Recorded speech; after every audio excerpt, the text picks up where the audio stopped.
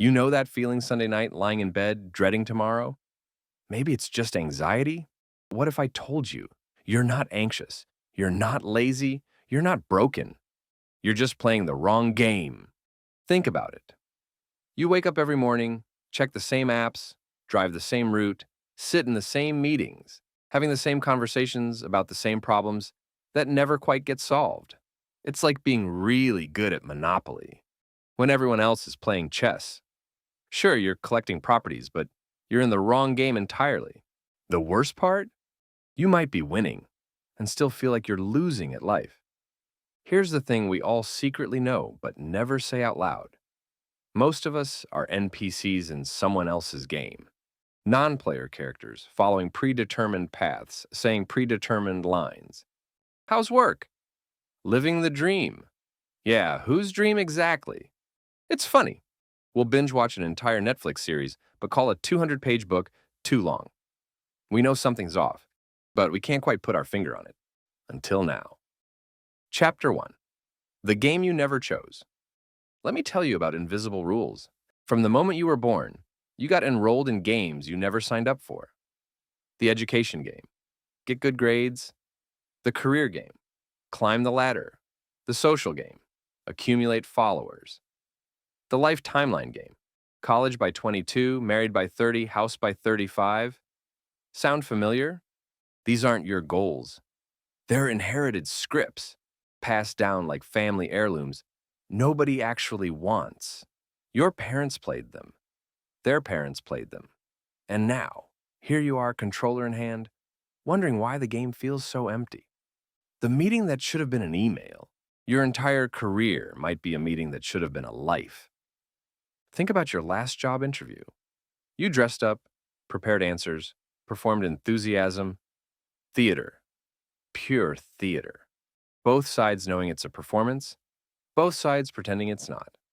We're all method actors who forgot we're acting. The crazy part, these games have games within them. You're not just playing the career game.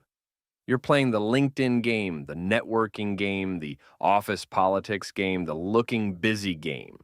Russian dolls of meaningless competition, each one smaller and more suffocating than the last. Chapter 2. The Wrong Scoreboard Problem. Here's where it gets really interesting. You're not just playing the wrong game. You're using the wrong scoreboard. Salary, followers, square footage, relationship status. These are the metrics we check obsessively, like refreshing email, expecting different results. But here's the kicker. When you optimize for metrics that don't measure what actually matters, you become excellent at being miserable. It's like using a thermometer to measure how much you weigh. Sure, you'll get a number, but it means absolutely nothing. We've all seen it. The successful friend who's dead inside. The influencer crying between posts. The executive with everything, except a reason to wake up. They're winning. By every traditional measure, they're absolutely crushing it. LinkedIn says so. Instagram confirms it. Their parents are proud. So why? Do they look like they're serving a life sentence? Because the scoreboard was installed by someone else. Someone who profits from your participation. Someone who needs you to keep playing. Someone who definitely doesn't have your best interests at heart. The scoreboard you're using was designed for their game, not yours. Chapter 3. Status games all the way down. Oh, this is my favorite part. Every status game has another status game looking down on it. The money game looks down on the fame game. The fame game looks down on the virtue game. Virtue game looks down on the money game. It's circular firing squad of judgment where everyone thinks they're playing the superior game. Academics think entrepreneurs are sellouts. Entrepreneurs think academics are irrelevant. Artists think both groups lack soul. Everyone thinks they've figured out the real game. Plot twist. They're all wrong. Here's what nobody tells you about status games. Winning doesn't end the game. It just unlocks the next level. Got the promotion? Now compete for the next one. Hit 1 million followers? Time for 10 million. Bought the house? The neighbor's is bigger. It's exhausting because it's designed to be. The funniest part? And I mean, this is genuinely hilarious. We know it's meaningless. Deep down, we all know. That's why we need 3 glasses of wine to get through dinner parties. That's why we scroll endlessly, seeking distraction. That's why Sunday night feels like a tiny death. We know. We've always known. Chapter 4. The Finite versus Infinite Paradox. Now watch this. There are 2 types of games in life. Finite games have winners, losers, and endings. Infinite games exist to keep playing. Most of us are playing finite games. Career, wealth, status, thinking they're infinite.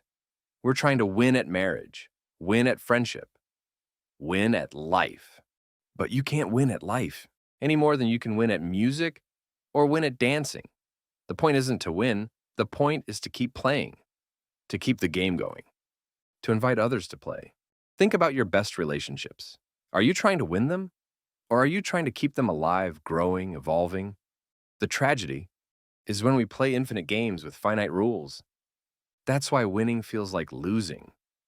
You reach the goal, got the thing, achieved the achievement, and instead of satisfaction, you feel empty because you won a game that wasn't meant to be won. You ended something that was meant to continue.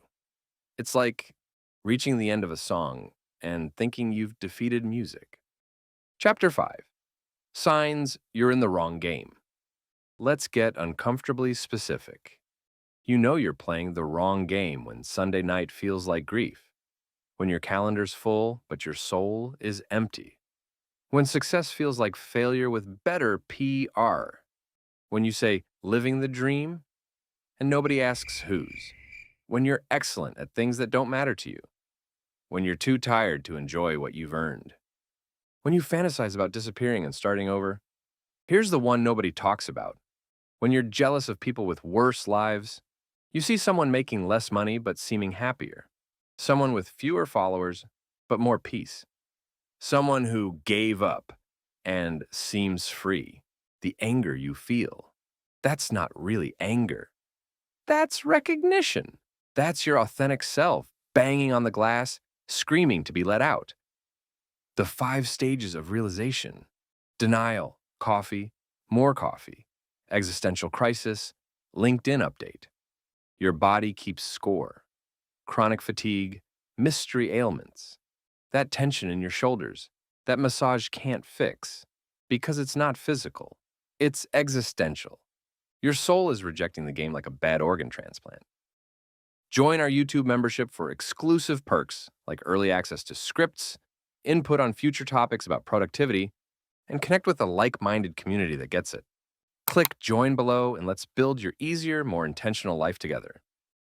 Chapter 6. The Mimetic Trap. This will mess with your head. You don't actually want what you want. You want what others want, or what you think others think you should want, or what others want you to want so they feel better about wanting it. Still with me? It's called mimetic desire, and it's everywhere. That career path? You saw someone else succeed at it. That relationship goal? Instagram told you it was #goals. That lifestyle? A carefully curated advertisement for unhappiness. We're all copying each other's homework, and nobody did the assignment. Think about your last major decision. How much of it was you, and how much was you performing the role of you? How much was authentic choice versus inherited expectation? Here's the terrifying part. Even rebellion is mimetic. The digital nomad lifestyle? That's a game too. The entrepreneur path? Another game. The spiritual journey? Yep, game. There's no escape, only awareness. Once you see it, you can't unsee it. Every desire becomes suspect. Every goal needs interrogation. Every want wants investigation. Welcome to the fun part. Chapter 7. The Cost of Continuing. Let's talk about what this is really costing you. It's not just time. Though you're spending 40 years playing someone else's game. It's not just money. Though you're buying things to fill voids that things can't fill. The real cost? You're becoming someone you don't recognize. Every day you play the wrong game, you get better at being someone else. Every compromise compounds. Every fake smile carves deeper grooves. Every yes when you mean no kills a piece of your soul. You're not selling out, you're fading out. The opportunity cost is astronomical. While you're playing their game, your game sits unplayed. Your song goes unsung. Your story stays unwritten. The person you could have been gets fainter every day. And the worst part, the people who need what you actually have to offer never get it. Your authentic contribution, your real gift, the thing only you can bring, it dies with you because you are too busy playing someone else's game to develop your own. But here's the good news.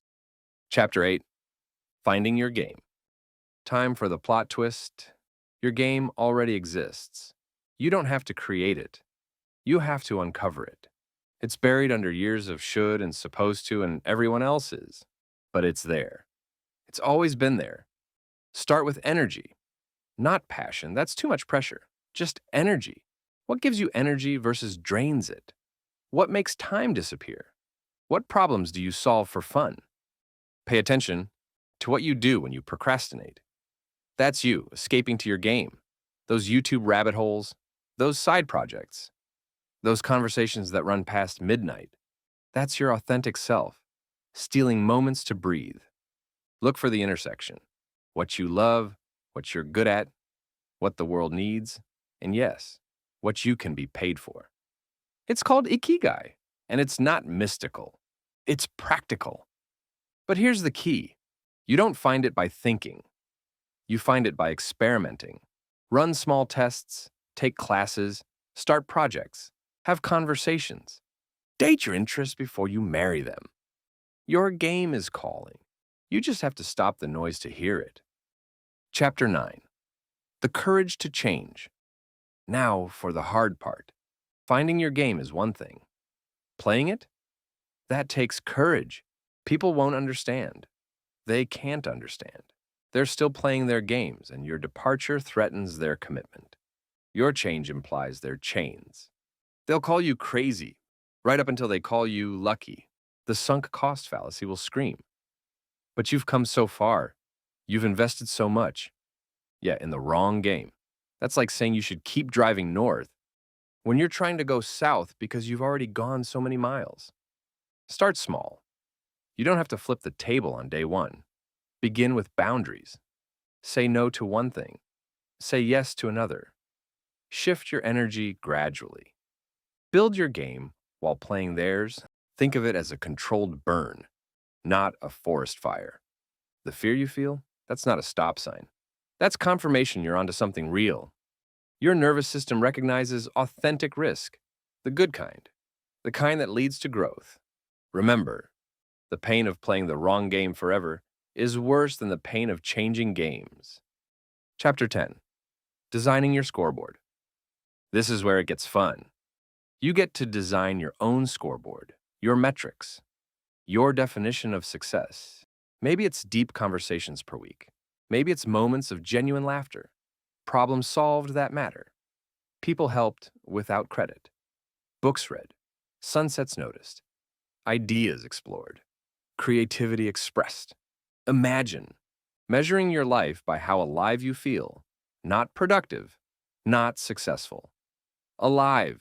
Your scoreboard doesn't need external validation. It doesn't need to make sense to anyone else. It needs to measure what matters to you. Energy levels, alignment percentage, authenticity index, growth rate, contribution quality, relationship depth. These aren't on LinkedIn. They won't impress at reunions. But they'll give you something better than success. They'll give you satisfaction. Write it down. Make it real. Make it visible. Because the old scoreboard won't disappear overnight. You'll still check it, still compare, still doubt. But now you have an alternative. Now you have your score. Every empire falls when people stop believing in its currency. Here's the ending that's actually a beginning. When you play your own game, everything changes. And nothing changes. You still wake up, still work, still pay bills. But now it means something. Now it's connected to something larger. Now it's yours. Sunday night becomes planning, not dread. Monday morning becomes opportunity, not obligation. Work becomes expression, not suppression. The paradox? When you stop trying to win, you start succeeding. Your infinite game isn't about beating others. It's about becoming yourself. It's about contributing what only you can contribute. It's about keeping the game going, inviting others to play, creating value that creates more value. You'll lose friends and find your people. You'll lose status and gain respect from yourself. You'll lose certainty and gain aliveness. The ultimate plot twist? The NPCs were right all along, just not about which game to play. Life is a game. Multiple games, actually. The question isn't whether to play, it's which game and why. Your authentic game is waiting. It's always been waiting. The players are ready. The board is set. All you have to do is stop playing theirs and start playing yours. The game you were meant to play begins now. And hey, if you like this video, don't forget to subscribe and hit that like button. Also, let me know your thoughts on what I just shared. Oh, and there's more. I've just started a Patreon to help support these videos and connect with you more directly. Check out the link in the description if you'd like to join.